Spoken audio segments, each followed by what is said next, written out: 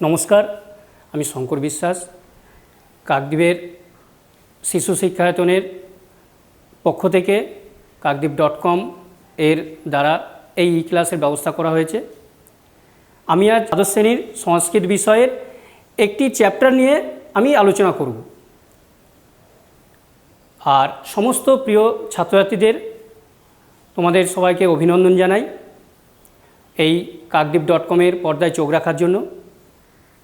আমরা সবাই জানি যে এখন লকডাউন চলছে, এই লকডাউনের মাঝে আমাদের পড়াশোনাটাও করতে হবে। সেক্ষেত্রে অনেকের কাছে এখন বই নেই, সিলেবাস নেই। তাহলে আমি অনুরোধ করব সমস্ত দ্বাদশ শ্রেণীর ছাত্রছাত্রীদের তারা যাতে এই সময়ে সিলেবাসটা পাওয়ার জন্য তারা নেট থেকে ডাউনলোড করে। আর আমি কোনো সময় যদি অন্য কোনো সময় এখানে ক্লাস করার সুযোগ পাই তাহলে আমি ওই সিলেবাসটা নিয়ে একটু আলোচনা করে নেব। এবারে দেখা যাক যে আমাদের দ্বাদশ শ্রেণীর সিলেবাসের সঙ্গে 11-এর বা একাদশ শ্রেণীর সিলেবাসের কি সামঞ্জস্য, তাহলে তোমাদের বুঝতে সুবিধা হবে। কারণ এই জায়গাটায় হাতে এখন কিছুই নেই, তবু তোমাদের দেখতে হচ্ছে, পড়তে হচ্ছে। সেই জায়গা থেকে আমি একটু দুজনের মধ্যে মিলটা বলে দিলে তোমাদের সুবিধা হবে। একাদশ শ্রেণীতে তোমাদের যেরকম ছিল 2টি গদ্য, 2টি পদ্য, একটি নাটক আর সাহিত্যের ইতিহাস, এখানেও ঠিক তেমনই 2টি গদ্য আছে। ওখানে যেরকম ছিল ব্রাহ্মণচোর ও পিশাচ কথা, এখানে ঠিক তেমন আর্যাবর্ত বর্ণনম। ওখানে আরেকটি গদ্য ছিল, সেটা হচ্ছে দশকুমার চরিত। এখানে আছে বনগতা গুহা। আর কবিতার ভেতরে 2টি কবিতা, একটি প্রথম কবিতা হচ্ছে শ্রী গঙ্গা স্তোত্রম, এটি দ্বাদশ শ্রেণীতে আছে। আর তোমাদের ছিল গীতগোবিন্দের দশাবতার স্তোত্রম। আর দ্বাদশ শ্রেণীতে আছে তোমাদের কর্মযোগ, এটি গীতার থেকে নেওয়া হয়েছে একটি অধ্যায়। আর একাদশ শ্রেণীতে তোমাদের যেটা ছিল তোমরা জানো মেঘদূত। আর এখানে একটি নাটক আছে, সেটি হচ্ছে বাসন্তিক স্বপ্নম। একাদশ শ্রেণীতে ছিল তোমাদের ভারত বিবেকম। তাহলে এইটুকুনি আমি একটু সাধারণভাবে আলোচনা করলাম। আর নম্বর বিভাজনটা একই রকম আছে। আজ এখানে আমি জানি তোমাদের বই নেই, তবুও খারাপ লাগবে, কিন্তু এই ক্লাসটা একটু মনোযোগ সহকারে শুনবে।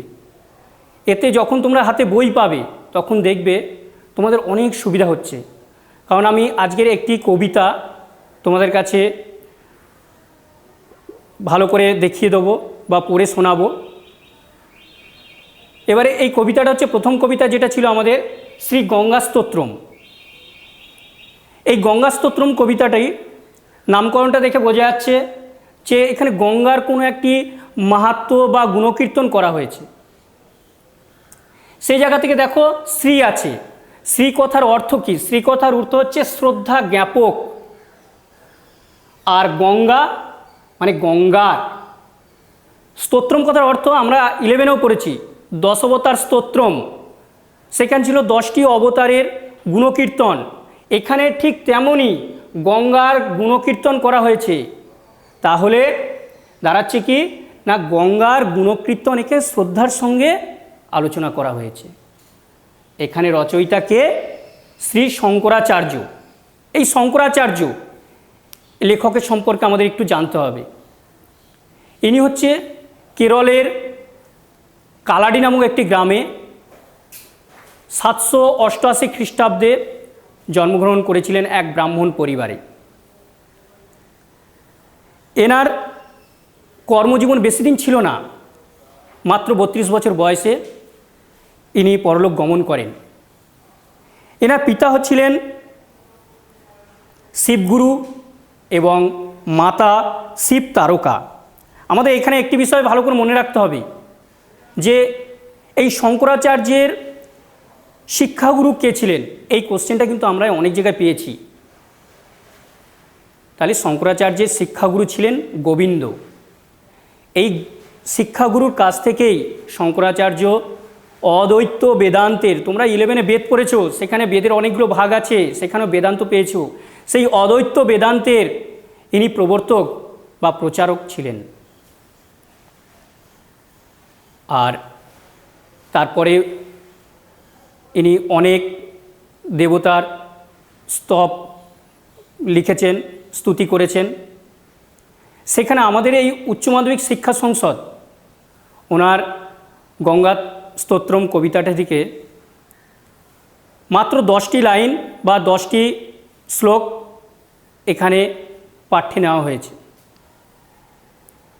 তাহলে এখানে দেখা যাচ্ছে কি তোমাদের যেটা কর্তব্য আছে সেটা হচ্ছে প্রথমত জানতে হবে এই শ্রী গঙ্গা স্তোত্রম কবিতাটির রচয়িতা কে, এটা আগে ভালো করে মনে রাখতে হবে। তাহলে ওনার নাম হচ্ছে শ্রী শঙ্করাচার্য। তাহলে এনার জন্মস্থান কোথায়? কোশ্চেন অনেক সময় দেখেছি কোশ্চেন এসছে শঙ্করাচার্যের জন্মস্থান কোথায়। তাহলে শঙ্করাচার্যের জন্মস্থান হচ্ছে কেরলের কালাডি নামক গ্রামে। আর ওনার এই জন্মস্থানে যখনই কোশ্চেন হবে ওই জায়গাটা যদি ওনার জন্মসালটা দিয়ে দেওয়া যায় তাহলে খুব ভালো হয়। এবারে আর কি হবে না, পরের প্রশ্ন এরকম আসতে পারে যে শঙ্করাচার্যের শিক্ষাগুরু কে ছিলেন। তাহলে শঙ্করাচার্যের শিক্ষাগুরু ছিল গোবিন্দ। এই পর্যন্ত আশা করি তোমাদের সবাই বুঝতে পেরেছ। এর পরের পার্টটায় কি আসছে না, এই শ্রী গঙ্গা স্তোত্রম কবিতাটি সর্বমোট 14টা শ্লোকে রচিত। এই 14টা শ্লোক, এখানে একটা ভালো জিনিস আছে, এই 14টা শ্লোকই একটি মাত্র ছন্দে রচিত। এটা ভালো করে মনে রাখতে হবে। এই 14টা শ্লোক পজঝটিকা ছন্দে রচিত। এই পজঝটিকা ছন্দে রচিত হওয়ার জন্য অনেক সময় কোশ্চেন করে যে গঙ্গা স্তোত্রম কবিতাটি কোন ছন্দে রচিত। তাহলে গঙ্গা স্তোত্রম কবিতাটি পজঝটিকা ছন্দে রচিত। এই 14টি শ্লোকের থেকে আমাদের 10টি নেওয়া হয়েছে। তোমাদের কাছে অনুরোধ করা হচ্ছে বারবারই তোমরা একটু মনোযোগ সহকারে শুনবে। আমি এই কবিতাটি তোমাদের সঙ্গে আলোচনা করব এবং কোশ্চেন কিভাবে আসে, এখান থেকে কিভাবে কোশ্চেনগুলো করা যায় সেগুলো নিয়ে একটু আলোচনা করব। একটু যদি শোনো মনোযোগ সহকারে তাহলে দেখবে বই যখন পাবে তোমাদের অত খাটতে হচ্ছে না, সুন্দরভাবে তোমাদের মাথায় চলে আসছে উত্তরগুলো। এখান থেকে এমসিকিউ আসবে, এসে শর্ট প্রশ্ন আসবে এবং একটি বড় প্রশ্ন আসবে। এর সঙ্গেও ভাব সম্প্রসারণ আসবে। সেক্ষেত্রে তোমাদের লাইন বাই লাইন ভালো করে শুনতে হবে। আসা যাক আমাদের গঙ্গা স্তোত্রমে কী আলোচনা আছে। প্রথমত নামকরণ থেকে আমরা বুঝতে পেরেছি এখানে গঙ্গার গুণকীর্তন করা হয়েছে, তাহলে সেই রকমই বিষয়বস্তুটা হবে। তাহলে আমাদের বিষয়বস্তুর প্রথমের দিকে যদি দেখি, প্রথম শ্লোকে বলেছে দেবী সুরেশ্বরী ভগবতী গঙ্গে ত্রিভুবন তারিণী তরল তরঙ্গে। এখানে গঙ্গাকে দেবী বলা হয়েছে। দেবী সুরেশ্বরী, সুর কথার অর্থ কি? সুর কথার অর্থ হচ্ছে দেবতা। এই দেবতাদের ঈশ্বরী ভগবতী গঙ্গা।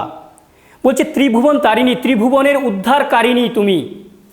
তরল তরঙ্গে, তরল তরঙ্গে কথার অর্থ কি না, এখানে গঙ্গাকে তরল তরঙ্গে বলা হয়েছে কেন?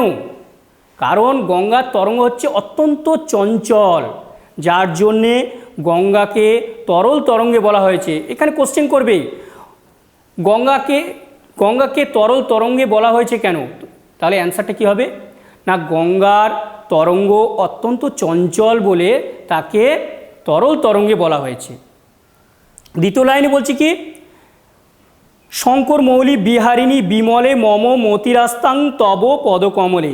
শঙ্কর মৌলি, শঙ্কর কথার অর্থ হচ্ছে শিব, আর মৌলি কথার অর্থ মাথা বা মস্তক।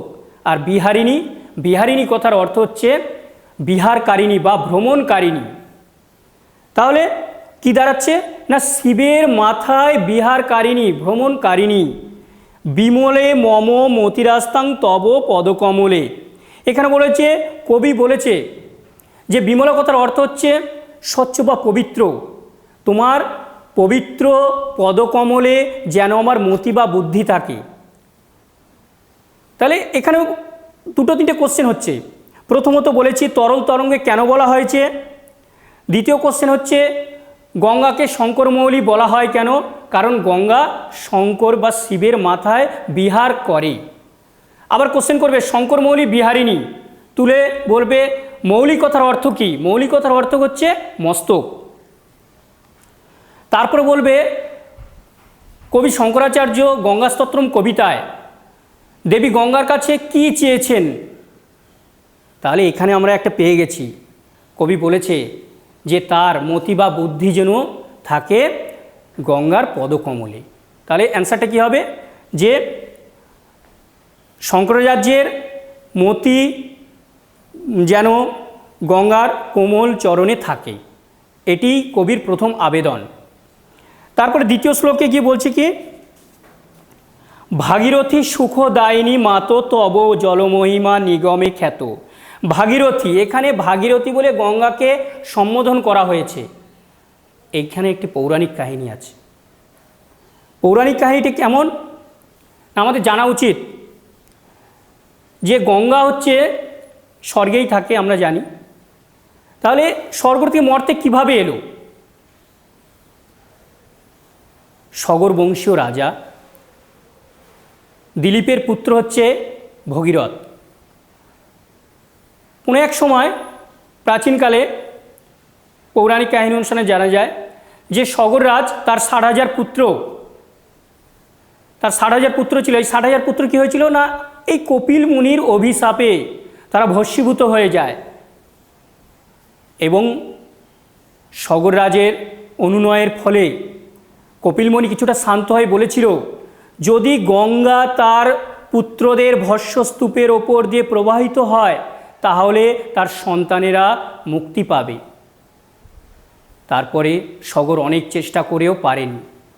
তারই বংশধর দিলীপের পুত্র ভগীরথ কঠোর তপস্যা করে কি করেছিল না, গঙ্গাকে স্বর্গ থেকে মর্তে আনার জন্য অনুমতি পেয়েছিল। কিন্তু স্বর্গ থেকে যখন মর্তে নামবে, গঙ্গা তো প্রবল বেগে নামবে, একে ধারণ করবে কে, এত শক্তি কার আছে।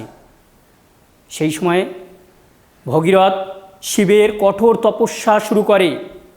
সেই তপস্যার ফলে শিবকে সন্তুষ্ট করে তার মাথায় গঙ্গাকে ধারণ করার জন্য রাজি করায়। সেই মতো গঙ্গা যখন স্বর্গ থেকে মর্তে নামছে, সরাসরি শিবের মাথায় পড়ছে এবং এত প্রবল বেগে পড়ছে, শিবকে ভাসিয়ে নিয়ে যেতে উদ্যত হয়েছে। শিব রেগে গিয়ে গঙ্গাকে তার জটা জালের মধ্যে আবদ্ধ করেছিল। এই আবদ্ধ করার ফলে কিছু কাল গঙ্গা শিবের মস্তকেই আবদ্ধ ছিল, যার জন্য আমরা প্রথম শ্লোকেই পড়েছি শঙ্করমৌলি বিহারিণী, শঙ্কর বা শিবের মাথায় বিহারকারিণী। এই যে আবদ্ধ করেছিল তার জন্য তাকে বলা হচ্ছে শঙ্করমৌলি বিহারিণী। তারপরে কি হলো না, ভগীরথ আবার শিবের কঠোর তপস্যা শুরু করলো। করার পরে শিব সন্তুষ্ট হয়ে কি করলো না, মানস সরোবরে গঙ্গাকে পরিত্যাগ করলো। 3টি ধারায় প্রবাহিত গঙ্গা। একটি ধারা কি করলো না, ভগীরথের পদ অনুসরণে প্রবাহিত হলো আমাদের এই পৃথিবীতে মর্তে, যার জন্য এখানে গঙ্গাকে ভাগীরথী বলা হয়েছে। তাহলে ওখানে প্রশ্ন হবে গঙ্গাকে ভাগীরথী বলা হয় কেন, কারণ ভগীরথের পদ অনুসরণে গঙ্গা প্রবাহিত হয়েছিল বলে গঙ্গাকে ভাগীরথী বলা হয়েছে। সেখানেই সেভাবে বলছে ভাগীরথী সুখদায়িনী মাতো, ভাগীরথী গঙ্গা সুখদানকারী মা। তব জল মহিমা নিগমে খ্যাত, তোমার জলের মহিমা নিগমে, নিগম কথার অর্থ হচ্ছে বেদ। আমাদের যে 4টি বেদ আছে সেই বেদের মধ্যে ঋগ্বেদে গঙ্গার জলের মহিমা লেখা আছে। তাই শঙ্করাচার্য এখানে বলেছে তোমার জলের মহিমা বেদে ঘোষিত আছে, অর্থাৎ লিখিত আছে। এখানে প্রশ্ন হবে গঙ্গা জলের মহিমা কোথায় লিখিত আছে, তাহলে সরাসরি উত্তরটা পেয়ে যাচ্ছি আমরা, তাহলে বেদে ঘোষিত আছে। যদি বলে জলমহিমা নিগমে খ্যাত, নিগম কথার অর্থ কি, তাহলে নিগম কথার অর্থ হচ্ছে কি না বেদ। তারপরের লাইনে আসছে কি, নাহং জানে তব মহিমাং প্রাহি কৃপাময়ী মাম জ্ঞানম। এখানে বলেছে জানি না, নাহং মানে জানি না, তব মহিমা, নাহং জানে তব মহিমা, জানি না তোমার মহিমা। প্রাহি কৃপাময়ী, প্রাহি কথার অর্থ হচ্ছে রক্ষা করো, কৃপাময়ী, আমি অজ্ঞান। কবি নিজেকে এখানে অজ্ঞান বলেছেন। দেখো লাইনটা কি বলেছে, জানি না তোমার জলের মহিমা, কৃপা করে আমাকে রক্ষা করো, আমি অজ্ঞান। তাহলে কোশ্চেন হবে কবি নিজেকে অজ্ঞান বলেছেন কেন? তার কারণ আমরা সবাই জানি গঙ্গার মহিমা অনন্ত বা অসীম, কারোর একার পক্ষে জানা সম্ভব নয়। তাই কবি এখানে বলেছেন যে নিজেকে অজ্ঞান বলেছে। তাহলে কোশ্চেন যদি আসে যে মাম জ্ঞানম কথাটির অর্থ কী, তাহলে আমাদের অ্যান্সারটা এরকমই হবে যে কবি শঙ্করাচার্য মতে গঙ্গা অনন্ত বা অসীম, তার মহিমা একার পক্ষে জানা সম্ভব নয় বলে কবি নিজেকে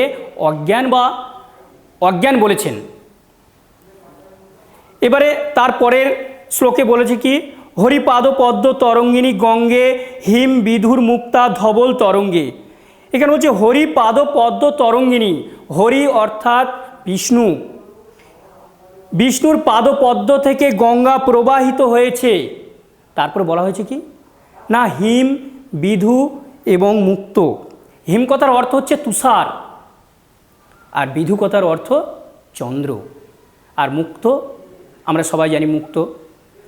এই তিনটির রং বা কালার একই। সেই রকম এখানে গঙ্গার তরঙ্গকেও এই তিনটির সঙ্গে তুলনা করা হয়েছে, যে চন্দ্র, তুষার এবং মুক্তর সঙ্গে। তাহলে এখানে কোশ্চেন আসবে গঙ্গার তরঙ্গকে কবি কার কার সঙ্গে তুলনা করেছেন?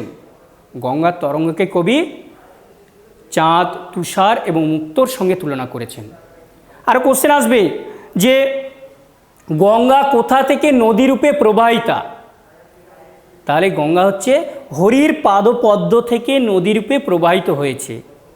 তারপরের লাইনে বলছে দূরি কুরু মম দুষ্কৃতি ভারং কুরু কৃপয়া ভবসাগর পারম। তাহলে দূরি কুরু মম দুষ্কৃতি ভারম, দূর করো আমার ভেতরের যত দুষ্কর্ম খারাপ জিনিসগুলি আছে, কৃপা করে এই ভবসাগর অর্থাৎ এই সংসাররূপ সাগর থেকে আমাকে রক্ষা করো বা পরিত্রাণ করো।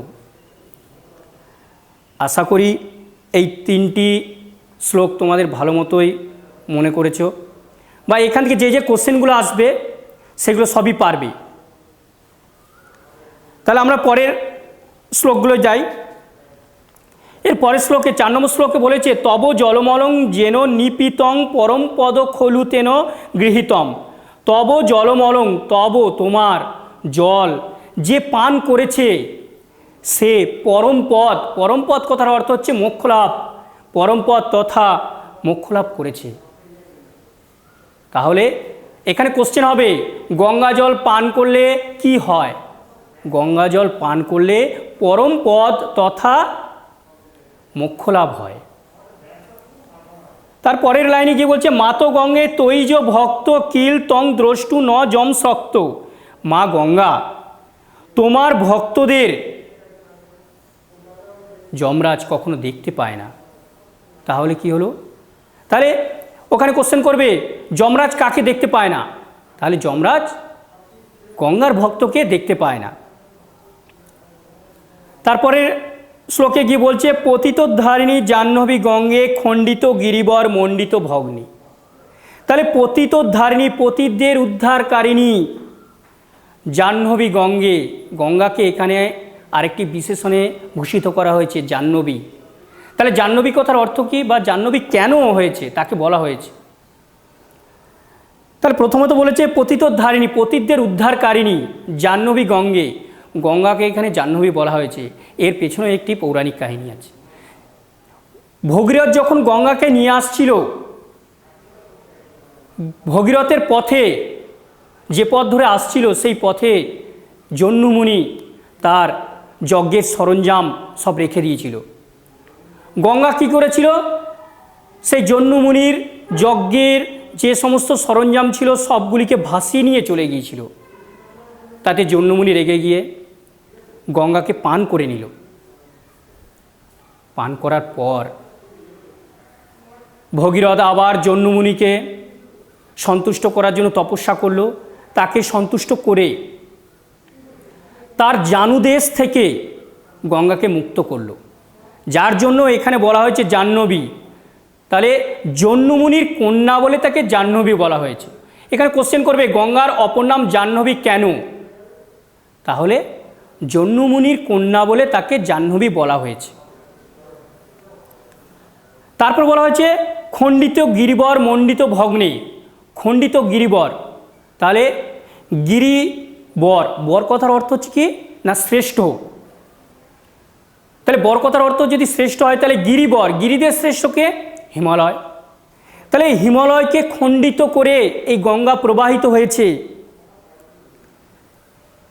তাহলে এখানে কোশ্চেন হবে যেরকম গঙ্গাকে জাহ্নবী কেন বলা হয়েছে, অ্যান্সারটা পারবে। তারপর লাইনে আসছে কি ভীষ্ম জননী হে মুনিবর কন্যে। গঙ্গাকে এখানে ভীষ্ম জননী বলা হয়েছে কারণ ভীষ্মের মা হচ্ছে গঙ্গা, শান্তনু এবং গঙ্গার পুত্র হচ্ছে ভীষ্ম, যার জন্য বলা হয়েছে ভীষ্ম জননী হে মুনিবর কন্যে। মুনিবর কেন বলা হলো, মুনিবর কন্যে কেন বলা হচ্ছে এখানে না, আগের লাইনে পড়েছি আমরা জন্যমুনির কন্যা বলে তাকে জাহ্নবী বলা হচ্ছে, সেই কারণে এখানে বলা হচ্ছে মুনিবর কন্যে, মুনির কন্যা বলে। পতিত নিবারিণী ত্রিভুবন ধন্যে, পতিতদের নিবারণকারিণী বা উদ্ধারকারিণী, এই ত্রিভুবনে তুমিই হচ্ছে শ্রেষ্ঠ, তুমিই ধন্য। তার পরের লাইনে পরের শ্লোকে গিয়ে আবার বলছে কল্পলতা মিব ফলদাং লোকে প্রণমতি যস্তাং ন প্রতীত শোকে। কল্পলতা মিব, কল্পলতা কথার অর্থ কি না, কল্পলতা হচ্ছে একটি বৃক্ষের নাম। এটি স্বর্গীয় বৃক্ষ, স্বর্গে এই বৃক্ষটা আছে। এই বৃক্ষে কি হয় না, এই বৃক্ষের কাছে যে যা প্রার্থনা করে তার বলে প্রার্থনা পূরণ হয়। ঠিক তেমনই আমাদের এই মর্তলোকে গঙ্গা হচ্ছে কল্পলতার মতো। এই গঙ্গার কাছে যে যা প্রার্থনা করে সেই প্রার্থনা বলে পূরণ হয়, যার জন্যে মর্তলোকে গঙ্গাকে বলা হয়েছে কল্পলতা।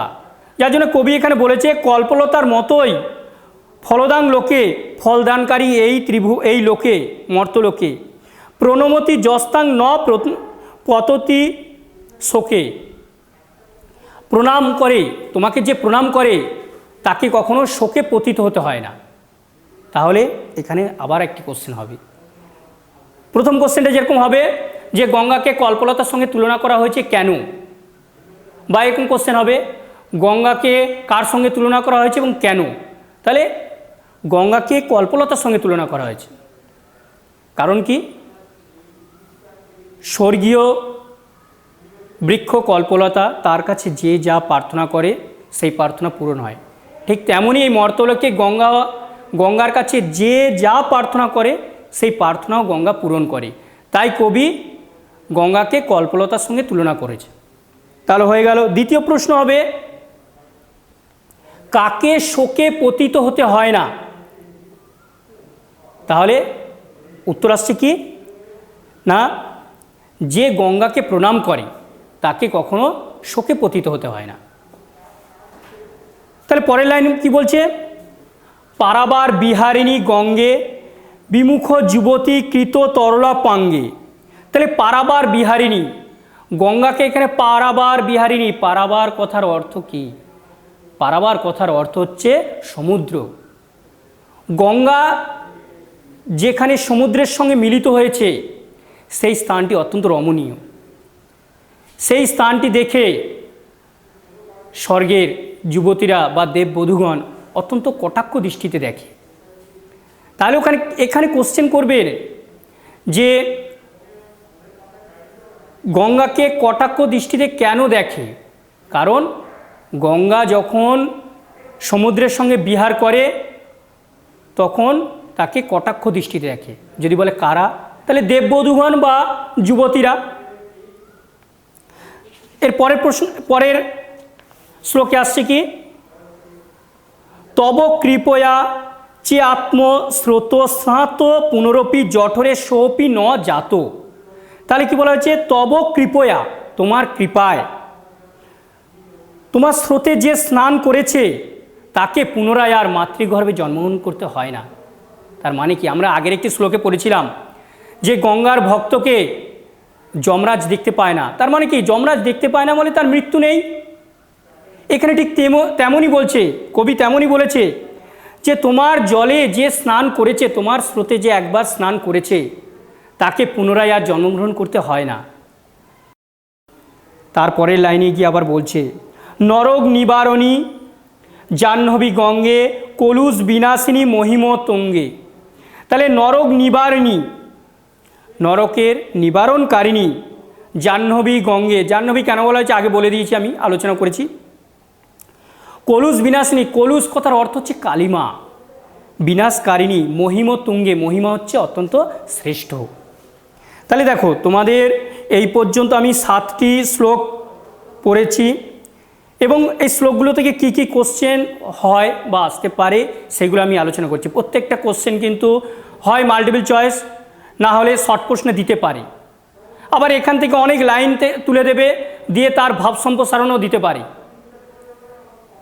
তাহলে তোমাদের অত্যন্ত গুরুত্ব সহকারে এই kakdeep.com-এর পেজে চোখ রাখা উচিত বলে আমার মনে হয়। এটি যদি একটু ভালো করে শোনো বা দেখো তাহলে দেখবে বই যখন হাতে পাবে তখন তোমাদের কাছে অনেক কোশ্চেনের অ্যান্সার তৈরি হয়ে গেছে, তোমরা কোশ্চেনের অ্যান্সারগুলো দিতে পারছো। যার জন্য বলছি তোমাদের কাছে বারে বারে আমি অনুরোধ করছি, একটু ধৈর্য ধরে তোমরা এই kakdeep.com-এর পর্দায় চোখ রাখো। তাহলে আমরা আর কয়েকটি মাত্র শ্লোক আছে, পড়ে দেখি। এখানে 8 নম্বর শ্লোকে বলা হয়েছে কি, বলছে পুনঃ অসদ অঙ্গে পুণ্য তরঙ্গে জয় জয় জাহ্নবী করুণা পাঙ্গে। তাহলে হচ্ছে কি না, বলছে তোমার অঙ্গ উজ্জ্বল, তোমার উজ্জ্বল অঙ্গ বিশিষ্ট তোমার তরঙ্গ হচ্ছে অত্যন্ত পূর্ণ। জয় জয় জাহ্নবী করুণা পাঙ্গে। জাহ্নবী কেন বলা হয়েছে আগেও বলে দিয়েছি আমি, সেই গঙ্গাকে জাহ্নবী বলা হয়েছে। জাহ্নবী তাকে বলেছে করুণা পাঙ্গে, তোমার করুণা অত্যন্ত। তারপরে বলা হয়েছে ইন্দ্র মুকুট মণি বিরাজিত চরণে সুখদে শুভদে ভৃত্য শরণ্যে। তাহলে এখানে কি বলা হয়েছে, ইন্দ্র মুকুট মণি বিরাজিত চরণে। ইন্দ্রের মুকুটের মণি যে থাকে সেই মণিমালার দ্বারা গঙ্গার চরণ বিরাজিত হয়। তাহলে কিভাবে হয় না, ইন্দ্রদেব যখন গঙ্গাকে প্রণাম করে তার মাথায় যে মুকুট আছে সেই মুকুটের মণিতে গঙ্গার পদযুগল উজ্জ্বল হয়। তার জন্যে কবি এখানে বলেছে ইন্দ্র মুকুট মণি বিরাজিত চরণে সুখদে শুভদে ভৃত্য শরণে। বলা হয়েছে তুমি সকলের সুখ দাও, কল্যাণ করো, যে ভৃত্য তোমার ন্যায় সেবা করে সে বা তাকে তুমি আশ্রয় দাও। তাহলে এখানে এই শ্লোকে কী কী কোশ্চেন হতে পারে? প্রথমত তোমাদের এখানে কোশ্চেন বলবে যে এখানে ইন্দ্র মুকুট মণি বিরাজিত চরণে বলা হয়েছে কেন, বা এরকম কোশ্চেন হবে যে গঙ্গার চরণ কিসের দ্বারা রঞ্জিত। তাহলে কি বলা হবে, অ্যান্সারটা হবে যে তাহলে ইন্দ্রের মণির মুকুটের দ্বারা গঙ্গার চরণ বিরাজিত। এই শ্লোক থেকে এই একটি মাত্র কোশ্চেন, আরও কোশ্চেন হতে পারে, তবে এই কোশ্চেনগুলো বেশি আসে, যেগুলো বেশি হয় আমি সেগুলো আলোচনা করছি। আর এখানে যে গ্রামারের পার্টটা আছে সেটা তো তোমরা সামনে না থাকলে আমি বুঝতে পারবো না তোমরা কতটা সেটা নিতে পারছো ব্যাকরণটা। এবার এর পরের শ্লোকে কি বলা হচ্ছে, যে বলছে কবি নিজে বলছে তখন রোগং শোকং পাপং তাপং হরমে ভগবতী কুমতি কলাপম। তাহলে কবি নিজের রোগ শোক পাপ তাপ এবং তার কুমতি মানে খারাপ বুদ্ধিগুলি সবই দেবী গঙ্গাকে বলছে হরণ করতে। সে যেন কবির এই সমস্ত রোগ শোক পাপ তাপ কুমতিগুলো হরণ করে নেয়। আর কি বলছে ত্রিভুবনাসারে বসুধাহারে তমসী গতি মম খলু সংসারে। তাহলে ত্রিভুবনাসারে, এই ত্রিভুবন মানে তোমরা জানো ত্রিভুবন কথার অর্থ হচ্ছে স্বর্গমর্ত পাতাল। এই ত্রিভুবনে বসুধাহারে মানে বসুধা মানে আমাদের এই পৃথিবীর কণ্ঠাহারে, তমসী গতিমম খলু সংসারে।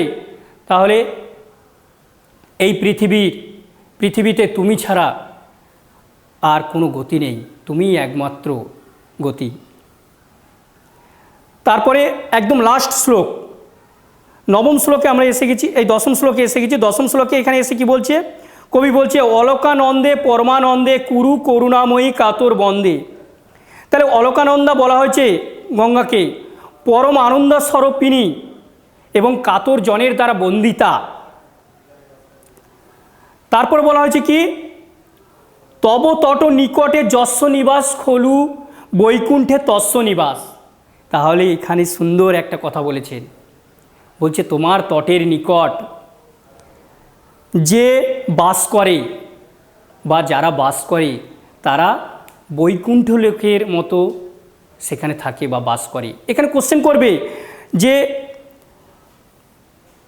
কারা বৈকুণ্ঠে বাস করে, তাহলে অ্যান্সার হবে যারা গঙ্গার তটের নিকট বাস করে তারা হচ্ছে বৈকুণ্ঠে বাস করে। বা এরকম কোশ্চেন করতে পারে যে গঙ্গার তটের নিকট যারা বাস করে তারা কোথায় বাস করে, তাহলে তারা হচ্ছে বৈকুণ্ঠের সমান লোকে বাস করে। তাহলে এই 10টি শ্লোক গঙ্গা স্তোত্রমে ছিল। এই 10টি শ্লোকের মধ্যে আমরা অজস্র শর্ট প্রশ্ন পেয়েছি বা এমসিকিউ পেয়েছি, আর অনেক লাইন থেকে তুলে দেবে ভাব সম্প্রসারণ। তাহলে তোমাদের একটাই এখন করার বিষয়, এই টোটাল যে গঙ্গা স্তোত্রম কবিতাটা হলো, এই গঙ্গা স্তোত্রম কবিতাটাকে তোমরা নিজেরা ভাবো, মাথায় নিজেরাই ভাবো একটু কতটা তোমাদের মাথায় আছে। আর দ্বিতীয় হচ্ছে কি, যখনই বই পাবে তখনই তোমরা এটাকে একবার পড়ে নেবে, নেওয়ার পরেই দেখতে পারবে কি তোমরা অজান্তে অনেক কোশ্চেনের অ্যান্সার জেনে গেছো। আর যদি কোনো কোশ্চেনের অ্যান্সার তোমাদের অসুবিধা হয় তাহলে এই চ্যানেলের মাধ্যমে আমার সঙ্গে যোগাযোগ করবে, অতি অবশ্যই আমি জানাবো। হ্যাঁ, আর এই জায়গাটা সবচেয়ে ভাইটাল যে জিনিস, আমি বড় প্রশ্নের জন্য কিছুই বলিনি, একটু নামকরণটা নিয়ে আমি একটু ছোট করে আলোচনা করে দিচ্ছি। এখানে বলা হয়েছে গঙ্গা স্তোত্রম, শ্রী গঙ্গা স্তোত্রম, অর্থাৎ গঙ্গার স্তুতি বা গুণকীর্তন করা হয়েছে। তাহলে নামকরণটা ছিল গঙ্গা স্তোত্রম। নামকরণ থেকে আমরা অনেকটা বুঝতে পারছি কি যে গঙ্গা স্তুতি করা হয়েছে, ঠিক তেমনই এই কবিতাটি পাঠ করে আমাদের কি অন্য কিছু মনে হয়েছে? এখানে তো সব কটা শ্লোকের মধ্যেই গঙ্গাকে নিয়ে আলোচনা, তাহলে কি আমরা বলতে পারি না এই যে নামকরণটা সার্থক? তাহলে নামকরণের সঙ্গে বিষয়বস্তুর একটি সামঞ্জস্য আছে, নামকরণ দেখে বিষয়বস্তুটা তেমনই হয়েছে। তাহলে নামকরণ যখন আমরা লিখতে যাই তখন কি বলি যে নামকরণ অনেক প্রকারে হয়, বিষয়কেন্দ্রিক, ব্যক্তিকেন্দ্রিক, ব্যঞ্জনাগর্ভ।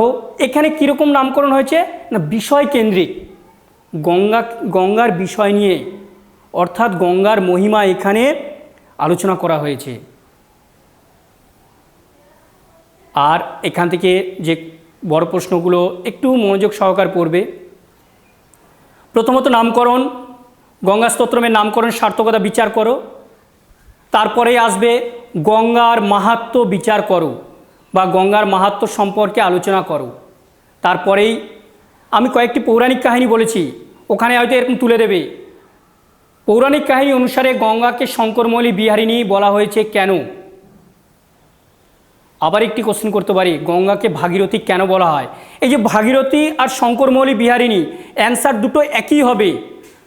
তোমরা যেখানে শেষ করবে শঙ্করমৌলি বিহারিণীটা, ঠিক শেষ করবে কোথায় গিয়ে না শিবের মাথা থেকে গঙ্গা 3টি ধারায় প্রবাহিত হয়েছে। একটি ধারা কি হয়েছিল না ভগীরথের পদ অনুসরণে পৃথিবীতে প্রবাহিত হয়েছে, তাই তাকে ভাগীরথী। এই শুধু 2-3টে লাইন জুড়ে দিলে ভাগীরথীটা হয়ে যাবে। আর আরও কিছু এখানে আমরা পেয়েছি, গঙ্গাকে কি কি বিশেষণে ভূষিত করা হয়েছে, এই কোশ্চেনটাও একটু মনোযোগ সহকারে দেখবে। আর কিছু ভাব সম্প্রসারণ আছে, যেমন নাহং জানে তব মহিমাং প্রাহি কৃপাময়ী মাম জ্ঞানম। তারপরে আছে তব তট নিকটে যস্য নিবাস খলু বৈকুণ্ঠে তস্য নিবাস। তারপরে আরও কোশ্চেন আছে তমসি গতিমম খলু সংসারে। এইগুলো একটুখানি দেখে নেবে, বই এলে একটু দেখে নেবে। আর শেষ পর্যন্ত আমি একটি অনুরোধ জানাবো তোমাদের কাছে, বাড়িতে বসে থাকতে সবারই খারাপ লাগছে এখন, তবুও তোমাদের হাতে খুবই সময় কম। তোমরা জানো আমাদের 2021 সালে বিধানসভা ইলেকশন আছে, সেই ওপর ভিত্তি করে তোমাদের পরীক্ষাটি কিন্তু একটু এগিয়ে আসতে পারে। তাহলে যদি জুন মাসে তোমাদের ক্লাস আরম্ভ হয়, তোমাদের হাতে খুবই সময় কম, স্যারেরা ম্যাডামেরা কিভাবে শেষ করবে, প্রচুর সমস্যায় পড়ে যাবে তারা। তার জন্য বলছি তোমরা যতটা পারো নেট থেকে ডাউনলোড করে নিতে পারো অধ্যায়গুলো, না হলে তোমরা কোনো দোকানে গিয়ে বই টইগুলো নেওয়ার ব্যবস্থা করতে পারো। একটু পড়াশোনা করো মনোযোগ সহকারে, তোমাদের কাছে এটাই আমার অনুরোধ। তোমরা একটু পড়াশোনা করো ভালোভাবে, আর এই কাকদ্বীপ.com-এর পর্দায় তোমরা একটু চোখ রেখে এই ক্লাসগুলো একটু ফলো করো। নমস্কার। তাহলে আমি তোমাদেরকে এই অনুরোধ করলাম। আশা করি আমার এই যে পাঠ্য বিষয় আলোচনা হলো এটা তোমরা একটু বুঝতে পেরেছো। যদি না বুঝতে পারো এদের এই কাকদ্বীপ.com-এর সঙ্গে যোগাযোগ করবে, আমি অবশ্যই বুঝিয়ে দেবো। ঠিক আছে।